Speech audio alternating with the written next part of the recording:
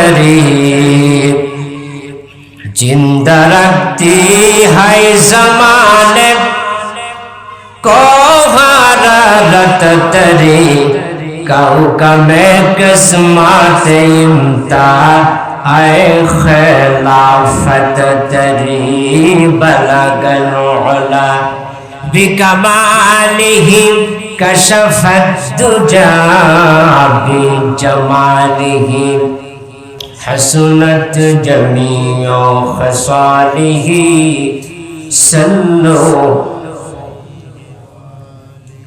আজকে মাহফিলের সম্মানিত সভাপতি হযরতে উলামা ইকরাম, আমার সামনে দিনদার ইমানদার আল্লাহ পাকের বান্দা, পর্দার আড়ালের আল্লাহ পাকের বান্দি, আল্লাহ রাব্বুল আলামিনের দরবারে শুকরিয়া আদায় করে নিই যে আল্লাহ পাক রব্বুল আলামিন আমাকে আপনাকে এই সুন্দর একটা জান্নাতের বাগানে আমাদের আসার এবং বসার সুযোগ আল্লাহ পাক করে দিয়েছেন।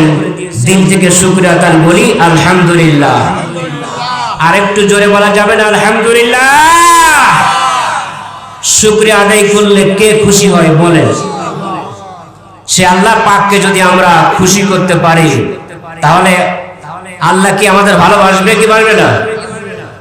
বন্ধুগণ, আল্লাহ পাক কোরআনের মধ্যে বলেই দিয়েছেন, লাইন শাকারতুম লাযীদান্নাকুম ওয়া লাইন কাফারতুম ইন্না আযাবি লাশাদীদ। আমার নিয়ামত পাওয়ার পরে যারা আমার নিয়ামতের শুকর আদায় করবে, আমি আল্লাহ পাক তাদের নিয়ামতকে আরো বৃদ্ধি করে দেব। আরেকটু জোরে বলা যাবে না সুবহানাল্লাহ? বন্ধুগণ, সুখে থাকি আর দুঃখে থাকি, খেয়ে থাকি আর না খেয়ে থাকি, যে অবস্থায় থাকি সেই মালিকের শুকর আদায় করতে হবে, মালিককে খুশি রাখতে হবে। কি আমরা রাজি আছি কিনা? বন্ধুগণ, আমার হযরতে মূসা কালিমুল্লাহ আল্লাহ পাকের জবরদস্ত একজন নবী, অনেক কড়া নবী, অনেক রাগী নবী। তিনি তুর পাহাড়ে কথা বলার জন্য রওনা করেছেন।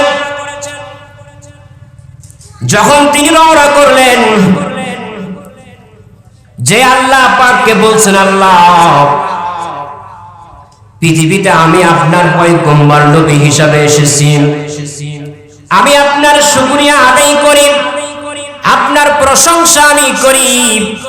আমার মতো কি এমন কোন বান্দা আর জমিনের মধ্যে আছে যে এত শুকর, এখন এত শুকরিয়া আদায় করে আপনাকে ভালোবাসে, মহব্বত করে?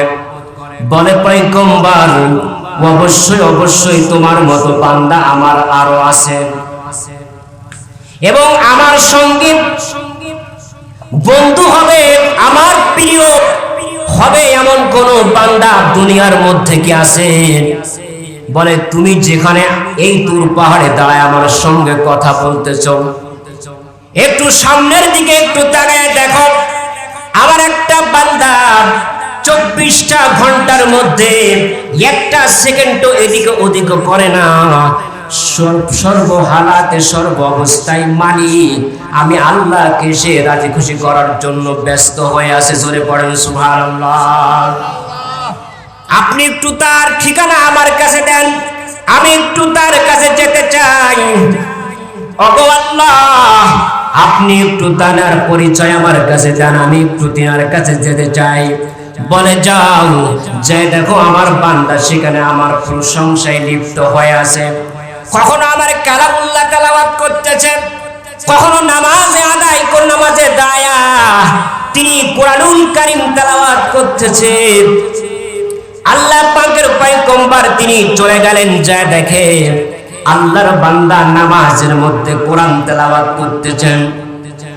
তিনি অপেক্ষা করলেন, নামাজ শেষ হয়ে গেলে তিনার সঙ্গে একটু আমি আলোচনা করব, কথা বলবো।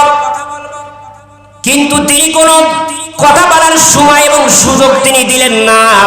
তিনি প্রশ্ন করলেন, ওগো আল্লাহ পাকের বান্দা, আমি এসেছি আপনার সঙ্গে একটু কথা বলার জন্য এসেছি। তিনি কোনো কথা বলেন নাই। একদিন পার হয়ে গেল, দিন সেখানে গেলেন, যা দেখে আজকেও সেই একই অবস্থা। আল্লাহর বান্দা কখনো কুরআনুল কারীম তেলাওয়াত করতেছেন, কখনো তিনি তাসবিহ পড়তেছেন, কখনো তিনি নামাজে দাঁড়ায়া লম্বা সিজদা, লম্বা রুকুতে তিনি মাওলার সঙ্গে প্রেম নিবেদন করতেছে। জোরে বলেন সুবহানাল্লাহ।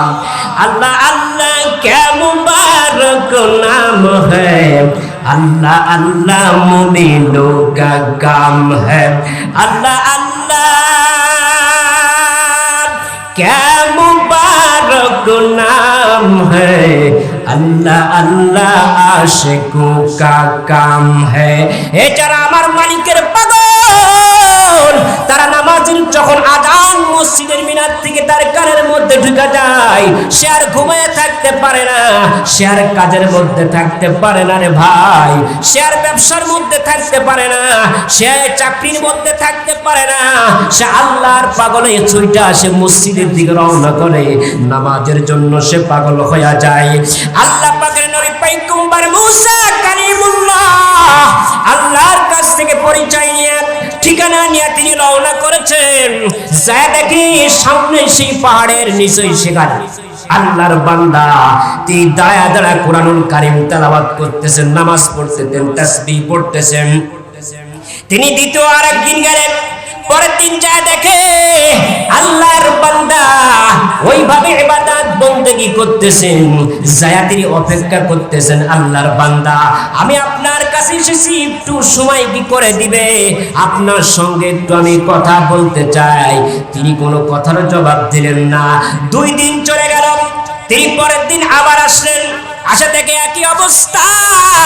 আল্লাহর বান্দা আল্লাহর কুরআনুল কারীম তেলাওয়াত করতেছেন, তিনি নামাজের মধ্যে দাঁড়ায় আছেন, লম্বা লম্বা সিজদা করতেছেন, রুকু করতেছেন, কখনো তিনি তাসবিহ পড়তেছেন। তৃতীয় দিনে যাও তিনি অপেক্ষা করতেছেন, আল্লাহর বান্দার সঙ্গে আমি একটু আলাপ আলোচনা করতে চাই। তিনি সময় করে দিলেন না। চতুর্থ দিন আবার তিনি গেলেন, যায় দেখে আল্লাহর বান্দার একই অবস্থা। তিনি বললেন, হে আল্লাহর বান্দা, তোমার শরীরের একটু বিশ্রামের দরকার আছে, একটু সময় কি আমারে দিবে? বলে, কিসের জন্য আপনাকে সময় দিতে হবে বলেন? বলে, আপনি কি আমারে চেনেন? বলেন না। বলে, আমি বর্তমান জামানার পয়গম্বর মুসা কালিমুল্লাহ। জোরে বলেন না সুবহানাল্লাহ। আরে আল্লাহ পাকের বান্দা বান্দির দল, আমি আপনিও কত সময় পার করি, চারের দোকানে আড্ডা মারি, এখানে ওখানে সময় নষ্ট করতেছি। মুয়াজ্জিন সাহেব মসজিদের মিনার থেকে ডাক দিচ্ছেন, আল্লাহু আকবার, আল্লাহু আকবার, আল্লাহ সবচেয়ে বড়, হে আল্লাহ সবচেয়ে বড়। সেই দিকে আমার আপনার কোনো খেয়াল নাই। আল্লাহর বান্দা তিনি তাসবিহ পড়তেছেন, কুরআন তেলাওয়াত করতেছেন।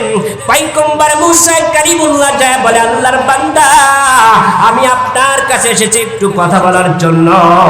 বলে, কি বলতে চান? তাহলে বলেন। আমি আপনার সঙ্গে কথা বলতে রাজি আছি, কিন্তু শর্ত আছে। যতটুক সময় আমি আপনার সঙ্গে কথা বলবো, এতটুকুর সময়ের হিসাব যদি পরকালে আমার আল্লাহ আমার কাছে না চাই, তাহলে আমি আপনার সঙ্গে কথা বলতে রাজি আছি। জোরে গান সুবহানাল্লাহ। এটা কি চারটাখানি কথা? পয়গম্বর মুসা নবীকে বলতেছেন, আপনার সঙ্গে আমি কথা বলতে রাজি আছি, যতটুক সময় আমি আপনার সঙ্গে কথা বলবো, যদি আল্লাহ পাকের হিসাব যদি আমার কাছে না চাই। আমরাও তো কত কথা বলি, কথা বলেন, ভালো কথা খারাপ কথা কত আমরা বলতেছি, কোনো ঠিক নাই যে কি বলতেছি। আরে আল্লাহ পাকের বান্দা বান্দির দল, পয়গম্বর মুসা কালিমুল্লাহ তিনি আল্লাহর সাথে চলে গেলেন। আল্লাহর কাছে যায় বলতেছেন, আয় আল্লাহ, আপনার বান্দার কাছে আমি গিয়েছিলাম, সেই বান্দা 1 দিন 2 দিন 3 দিন পার হয়ে গেল, চতুর্থ দিন একটু আমার সময় করে দিয়েছে, এমন শর্ত লাগাই দিল যে আমি আপনার সঙ্গে কথা বলতে রাজি আছি, কিন্তু যতটুক সময় আমি আপনার সঙ্গে কথা বলবো, এতটুকুর সময়ের হিসাব যদি পরকালে আমার মালিক আমার কাছ থেকে না নেয়, তাহলে পয়গম্বর নবী গো আপনার সঙ্গে কথা বলতে রাজি আছি। আল্লাহর সামনে যখন মুসা নবী যায়া যখন এই কমপ্লেনটা করে দিলেন, আল্লাহ পাক বললেন, হে পয়গম্বর, ওই বান্দার কাছে আবার তুমি যাও, যায় তার কানে একটা খবর দিয়ে দাও, যে বলো এত নামাজ পড়েছো, এত কোরআন তেলাওয়াত করেছো রে বান্দা, এত তাসবিহ পড়েছো, আমার মালিক তোমাকে বলেছেন মরার পরে তোমাকে আল্লাহ জাহান্নাম দিয়ে দিবে। বলে এত ইবাদত বন্দেগী করলাম, আল্লাহ জাহান্নামে দিয়ে দেবে? তিনি বললেন আলহামদুলিল্লাহ। আপনারা একটু জোরে বলেন না সুবহানাল্লাহ। আচ্ছা বলেন তো, আমরা অনেক কি বলতাম, এত নামাজ পড়েছি, রোজা করেছি, হ্যাঁ কোরআন তেলাওয়াত করেছি, তাসবিহ তাহলিল করেছি, এরপরও মালিক বলে আমার জাহান্নাম দেবে, যার নামাজ পড়বো না। কথা বলেন।